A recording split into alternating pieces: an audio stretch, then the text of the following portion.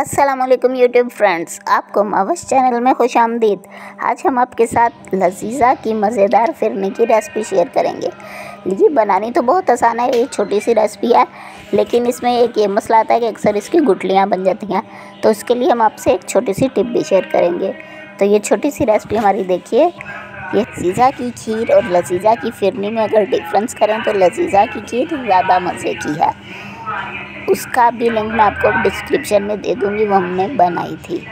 इसमें देखें expiry date check करके लीजिएगा, अक्सर ऐसे ही पड़ी होती है काफ़ी, तो वो इसीलिए मैंने डेट भी दिखा दी है।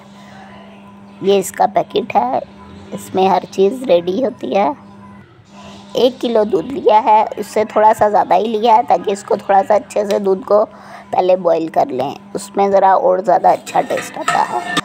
लेकिन उससे पहले आपने बॉईल करने से पहले जो ठंडा दूध है उसको आपने थोड़ा सा निकाल लेना है, और यही है इसकी सबसे अहम टिप। ये ठंडा दूध हमने थोड़ा सा निकाल लिया और अब इसमें हम शामिल कर देंगे अपनी खीर का पैकेट। इससे ये आपकी बिल्कुल गुठलियाँ नहीं बनेगी और बहुत ही स्मूथ और अच्छी खीर बनेगी। ये मैंने इसको अच्छी तरह मिक्स कर लिया है, पैकेट इसमें शामिल कर रही हूँ। इससे ये बिल्कुल गुठलियाँ नहीं बनेगी, स्मूथ होगा। इसमें चीनी थोड़ी सी हमें ज़्यादा ही लगती है, लेकिन वो जब ठंडी करके खाएंगे तब आपको चीनी ज़्यादा नहीं लगेगी। और जो चीनी कम खाते हैं वो फिर दूध को थोड़ा ज़्यादा कर लेंगे, यही हो सकता है इसमें। और ये अच्छी तरह ये बॉईल हो रहा है। अब इसमें थोड़ी देर बाद हम खीर का पैकेट, ये जो मिक्स किया है मिक्सचर, ये शामिल कर देंगे। ये मिक्सचर शामिल कर दिया। अगर ये छोटी सी टिप पसंद आई हो तो चैनल को कर लें सब्सक्राइब और वीडियो को कर दें लाइक।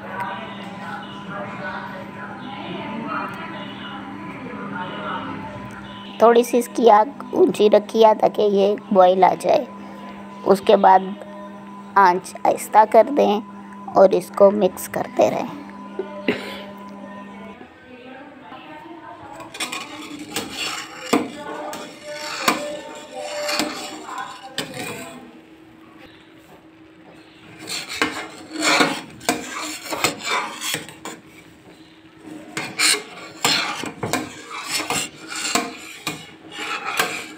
इसको हल्की आग पे कंटिन्यूसली हिलाना काफ़ी ज़रूरी है, इससे ये बहुत मज़े का टेस्ट आता है और फिर नीचे से लगने का भी डर नहीं होता।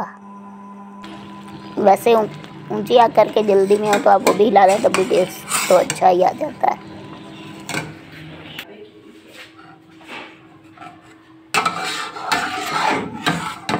यहाँ पर हमारी खीर गाढ़ी हो चुकी है और इसमें ये तेज चम्मच इसलिए चलाना है ताकि इसके ऊपर जो एक बन जाती है लेयर मलाई की, वो ना बने और ये अच्छे से थोड़ी थोड़ी ठंडी भी हो जाए। उसके बाद हम इसको अपने ट्रांसफ़र कर लेंगे बोल में।